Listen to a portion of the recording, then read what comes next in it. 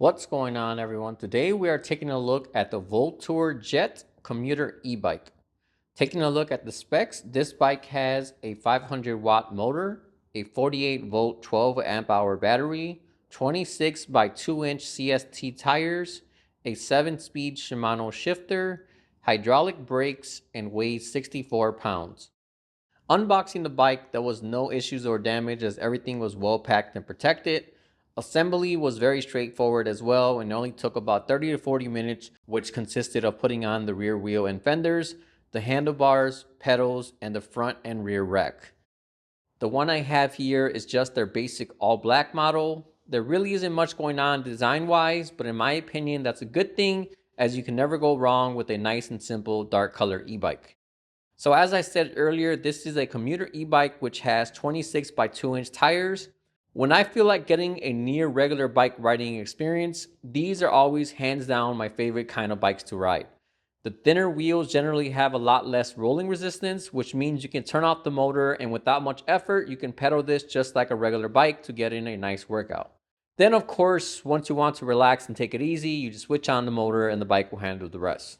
Taking a look at the bars, you have a nice color screen. It's not the best resolution, but it's bright enough to see everything on there easily, so I have no complaints with it. Coming to the front, you have a built-in headlight, but unfortunately in the back, you only have a reflector. One cool thing about this bike is straight from the factory, it includes not only a rear rack, but a front basket as well. Generally, with most bikes, you have to pay somewhere around $100 if you want the front basket, but this one already comes included free with the bike. Looking at the battery, this does mount from the top, which in my opinion is the best way to do it. Sure, it's a little more noticeable, but that's a trade-off I'm entirely okay with. When it's mounted from the bottom, typically it's a bit cramped and the front wheel usually gets in the way. But from the top, it's nice and open, especially on a step-through bike like this, so inserting or removing the battery is so much more simple. This bike does come as a Class 2, but you can unlock it in the screen to go 28 miles per hour, which changes it to a Class 3 e-bike. They even go as far as including an actual Class 3 sticker you can put onto the bike, which is not something I've seen done by any other e-bike company. Lastly, this is a huge seat. I've seen some big seats, but this one is a really wide seat. I'm not sure how it's going to feel because it looks like it might actually be too big, but we'll find it out when we go on a ride shortly. Yeah, so I have two immediate first impressions of this bike. One, this seat is very comfortable. This feels like I'm sitting on a sofa and it's just very plush. Your whole butt basically goes on top of the seat and it's just a very comfortable seat. Two, this is a small bike. This one has 26 by 2 tires, which is the smallest tires I've used on any bike so far. Well, not the smallest tires, but the smallest like commuter style tires. Usually they're 27 by 5 by 2 or 27 by 5 by like 2 or between 2 and 2.5. That's like an average commuter tire. And this one is 26 by 2. You would think that 1.5 inches doesn't make much of a difference, but this is actually a pretty small bike. So this will be perfect for like someone short or like a young teenager. I'm riding it right now. I don't feel cramped or I don't feel like I don't have any room on it. So while it's a small bike, it's not too small where you're gonna feel uncomfortable riding it. But it's a nice and portable size. Usually 27 by 5 by 2. It's a longer bike. This is a lot shorter, so this is gonna be a lot more easier to store and put away somewhere. Getting kind of dark right now, but I just got home and I'm not gonna have time the rest of this week, so I decided to knock out this video. I love these commuter bikes because right now I'm on gear 4, and if this was a fat tire e-bike, I would have been struggling to ride this bike. But right now I have no motor and I'm pedaling this very easily. The bike just rolls, and that's one thing I love about commuter e-bikes. I've said this in other videos, but you can just switch off the motor you like and put in a good workout. And it wouldn't be so much of a struggle that you're struggling and really straining your legs or putting a lot of effort just to move it along at regular speeds. This, I can just pedal it. It's maybe like 15 to 20% harder than a regular bike. But then I can always shift down. Yeah, and on gear 1 or gear 2, it just moves along so easily. No effort at all. Let me go ahead and throw on my gloves. About to put them on. It's getting cold out. All right, so I'm done. Basically, I was riding this bike right now, and this controller is a lot different from other controllers I've used before. And there's two bikes here, which is a gigantic plus and a gigantic minus, and there's two more at the sides. And I was pushing them on, it wouldn't turn on, and I was just struggling trying to get this bike to turn on. But it turns out there's another button here at the bottom that's hidden, and that's to turn it on. So a bit confusing since it's not a controller I'm used to using, but if you get this bike, the power button is right down here. It's not one of these four. It's getting dark out already, but you can see our headlight works pretty well. It doesn't have that wide of a dispersion, but it lights up in front of the bike pretty well. We also have our street lights helping us out here, so we can see pretty good. So this bike does have its throttle linked to the pedal assist speeds, and it's a very torquey bike. It's only a 500 watt motor, but I can feel it every time I hit it with the pedal assist. It lunges me forward, so it's good that it has nice and powerful torque. So all right, so pedal assist 1.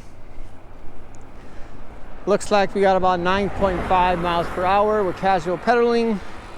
Switch it up to pedal assist 2. 12.1. Pedal assist 3. Oh, this bike got a lot of torque. For such a small looking bike, you would think it wouldn't go too quick, because by first impression, it looks like a small, very small portable bike. So you'll think it'll be slow, but this really pushes you along. Pedal assist 3, 15.4, 15.5. This is a great 500 watt motor. Pedal assist 4, 20.5. All right, maximum pedal assist 5.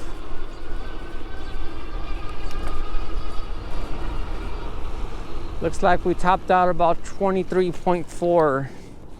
And the good part, it actually feels like a legitimate 23.4, maybe even a little faster. It felt like 25-ish. A lot of these bikes, they say you're going 20, 24, but usually the speedometers are off by a few miles per hour. Right? But this one, I really felt that speed. But this is a fast little bike.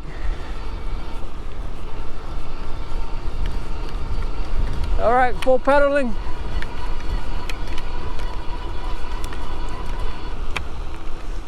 .7 if you pedal a lot.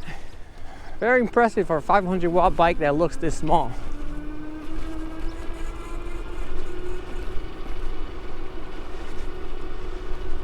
All right, so it looks like we're locked in at 19.5 on throttle.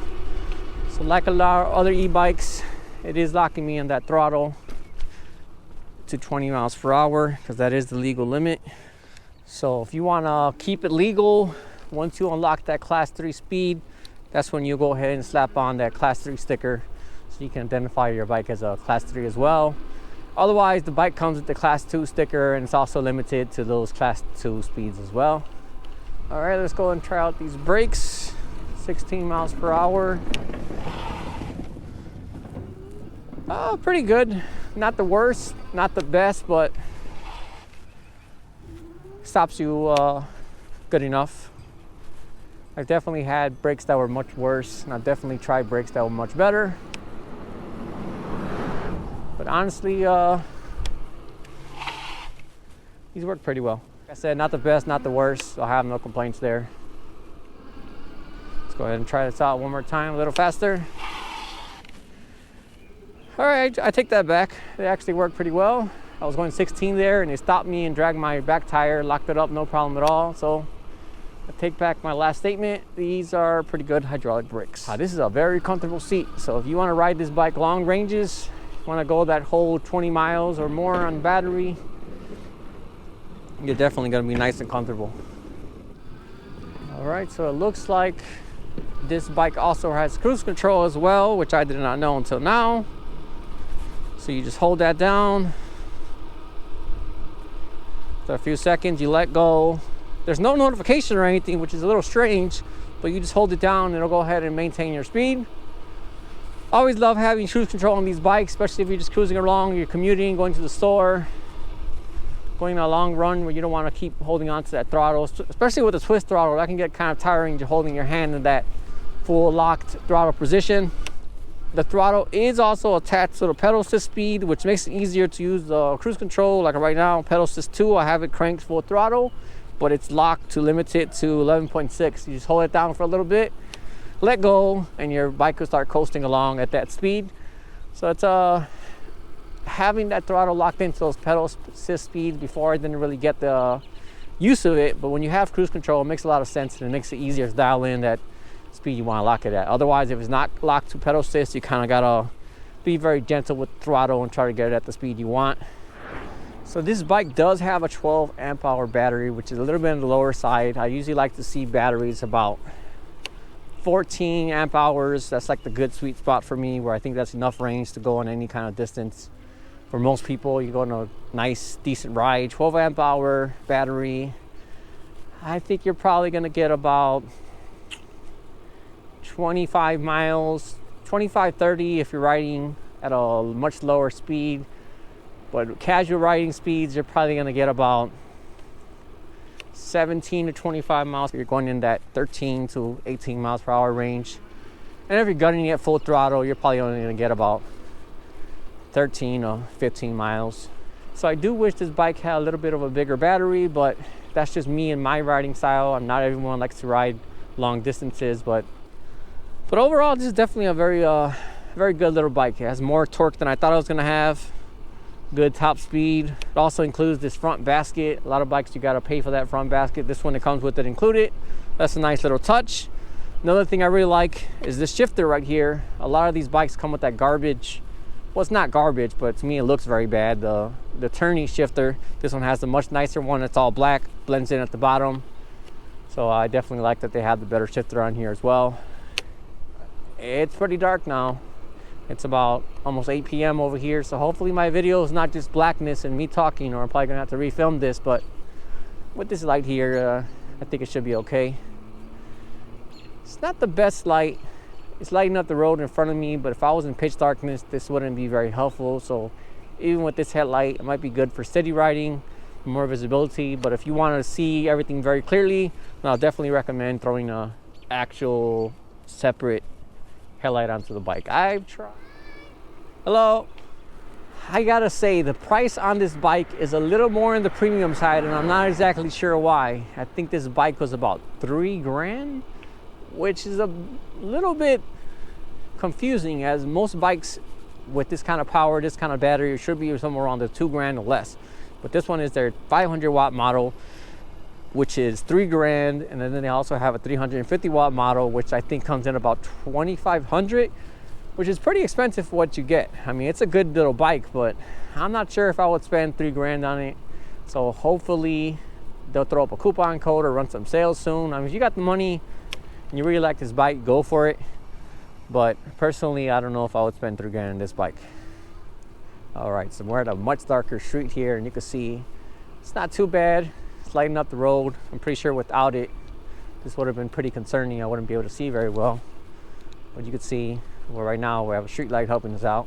Well, we got a dark area coming up, no light, then we got the light. So it's not completely useless. It helps out, but it's also not the best either. Yeah, overall, definitely happy with this bike. I have no real complaints with it. Good speed, good brakes, good compact size. All right, well, that about wraps up this video. As usual, if you have any questions at all, feel free to drop me a comment. Otherwise, thanks for watching, and I'll see you all next time.